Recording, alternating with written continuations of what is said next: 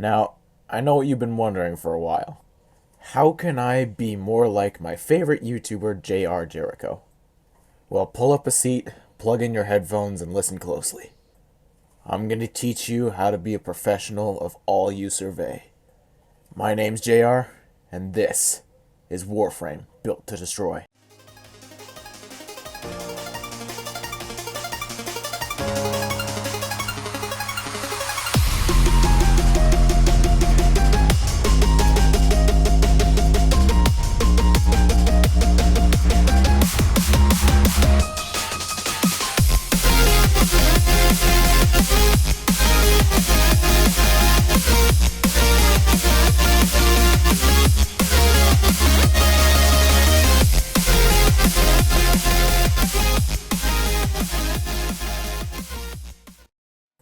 Hey, what's up, pups? Episode 4 coming at you live because it's Saturday night. Well, I hope it's Saturday night, and this isn't live. It's pre-recorded audio in case. Either way, it doesn't matter. Now, as you could probably tell, my voice sounds a bit different than it does normally, and it's not just because I'm recording with my new headset. It's also because my voice is utterly destroyed, so regardless of the fact that my throat is fucked up, I'm still recording, so that shows you how much dedication I have to this series.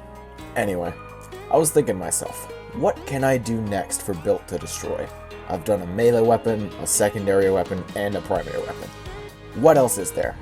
Then it hit me. It's in the title of the game, for Christ's sake.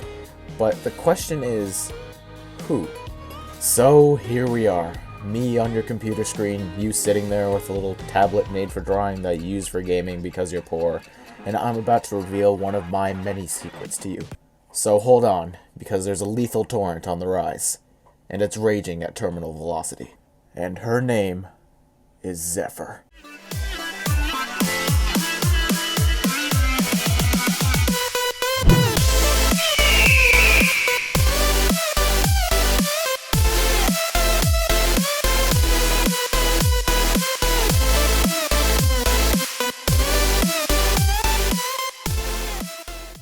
Before we get into it, there are a few things I just want to get out of the way real quick.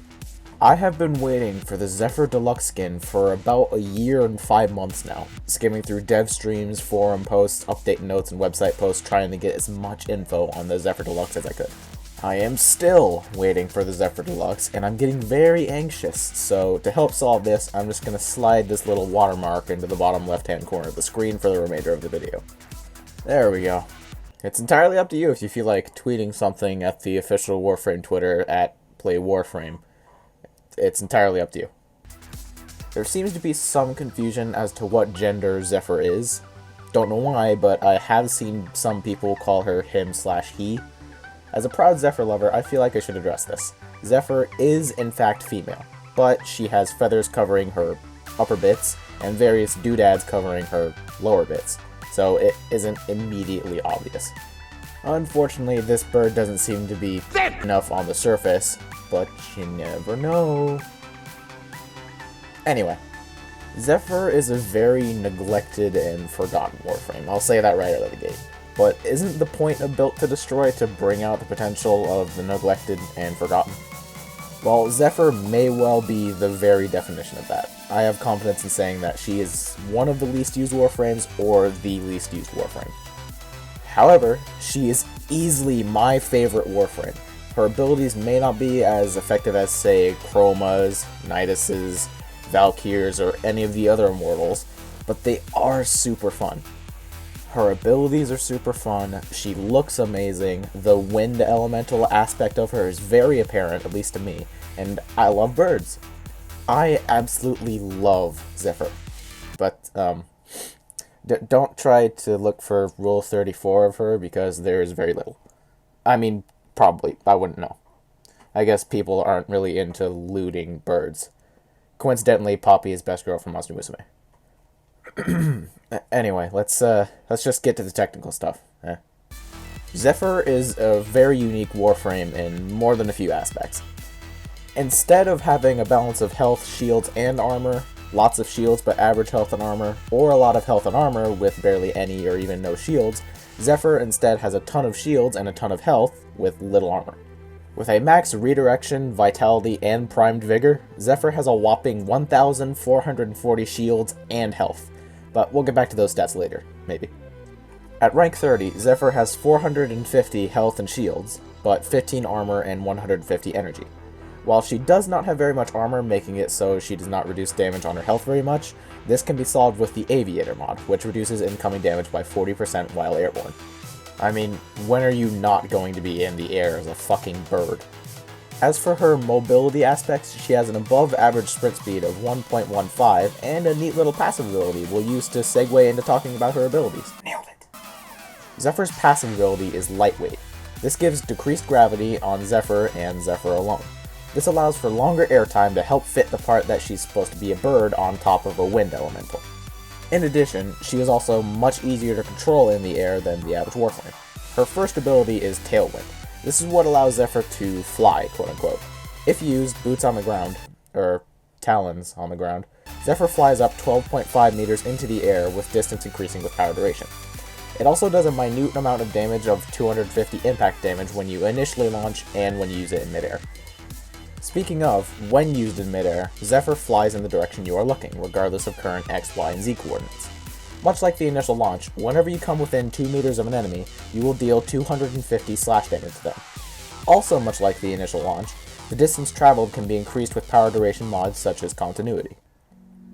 The radius of the launch blast and the wind tunnel around Zephyr when using Tailwind can be increased with power range increasing mods such as Stretch. Her second ability is Dive Bomb. This ability is typically used in conjunction with her first ability. The reason behind that being that Dive Bomb rockets Zephyr toward the ground, dealing a minimum of 250 impact damage to anyone within 7 meter radius of the initial impact. I say minimum because the longer Zephyr dives for, the more damage the impact will do. The formula being 0.2 times the height activated times 250, 250 being the base minimum damage. As an example, if you activated Dive Bomb without damage or duration increasing mods, at the apex of your launch from Tailwind, Dive Bomb would instead deal 625 impact damage, 375 more than the base 250. Of course, the damage of both Dive Bomb and Tailwind can be increased with power strength increasing mods, such as Intensify, and the damage dealt by the impact of Dive Bomb does not have damage fall off. This means, at the impact's maximum distance, it does the same amount of damage as it did at the epicenter. However, Dive Bomb can also be comboed with the Heavy Impact Excellus mod to do even more damage. Heavy Impact adding a bonus 300 impact damage at max rank, with a radius of 6 meters, one less than Dive Bomb's base range. You need to be moving at least 16 meters a second for Heavy Impact to activate upon touching the ground. However, the faster you're going, the more damage you do. At twice the speed, you deal twice the damage. Simple math. Zephyr's third ability is Turbulence. This is her Survive ability. When used, Zephyr generates a strong wind current around herself to redirect any incoming projectiles, thus causing them to deal no damage. There is a chance that the bullets or lasers will still hit you, however, and explosive projectiles such as rockets or the weird fireball things that napalm shoot do still have a chance of deflecting into the ground in front of you, dealing the AoE damage that comes with it. Turbulence has a base duration of 20 seconds and a base range of 6 meters. These both can be increased with their respective mods, however, there is one thing that no one seems to remember other than me. Turbulence's chance to redirect a shot can in fact be increased using power strength mods. With simply Intensify on, your chance to redirect a shot is raised to, or damn near close to, 100%, making it so you pretty much never get hit. Increasing the range on Turbulence can also benefit your teammates because anyone standing within range is protected by the wind current as well, including defense objectives and Tenno operatives. Zephyr's fourth ability is Tornado. Zephyr forms 4 tornadoes within a base radius of 25 meters that violently pull enemies toward them, tossing them around every which way. They each deal a base damage of 120 magnetic damage, but the element of the tornadoes can be changed by shooting them or hitting them with a weapon that has a specific elemental damage type equipped on it. The damage, range, and duration of the tornadoes can be increased with their respective mods, but they do have damage fall off, meaning they do less damage the further their target is away from the epicenter. Power strength mods also increase the initial damage multiplier, which has a base stat of 2 times at rank 30. However, the wiki had no other information on this multiplier, so I'm not entirely sure how it works. As for augment mods, the Turbulence Augment Jetstream is helpful-ish, because it gives Zephyr and any other Tenno in range a speed boost so long as Turbulence is active. Although, it isn't helpful enough to warrant getting rid of some mod to fit it into your build. The other augments are useless, so I'm not even going to bother telling you about them. Now, on to my actual build. For starters, I of course have Redirection, Vitality, and Primed Vigor equipped to raise Zephyr's health and shields to 1440, as that is her thing. I then have Flow equipped to increase her energy to 300. You can also put on Primed Flow to increase her energy to 450. In addition, I have Intensify, Streamline, and Primed Continuity equipped, as Strength and Duration affect all of her abilities, and more efficiency means that I can fly more often. And finally, I have the two mods I mentioned earlier, Aviator and Heavy Impact, to reduce incoming damage and make Dive Bomb a bit more effective. Zephyr's abilities may not be able to kill at high levels, but she is amazing at locking down an area. She is also the goddess of interceptions. Interception missions are a cakewalk with Zephyr. All you have to do is drop some tornadoes on the most troublesome point so that enemies can't get near the consoles to hack the hardpoint, and then fly between the other three with ease. This obviously being more efficient in open-air tile sets. So, to finish off, I'll show you what Zephyr's abilities can do against 5 high-level Noahs.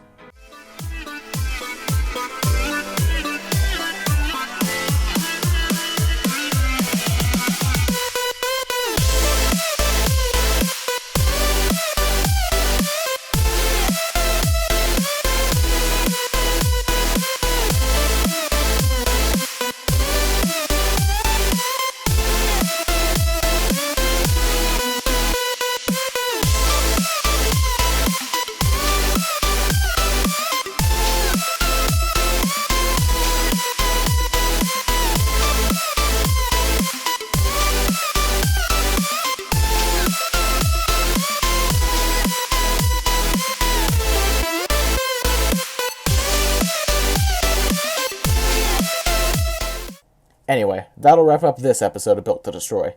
If you enjoyed this video, consider dropping it a like, and make sure to hit that subscribe button to become a pup if you haven't already. My name's JR, and I'll see you guys in the next one. Oh, and remember, #WeWantZephyrDeluxe. Okay, thanks.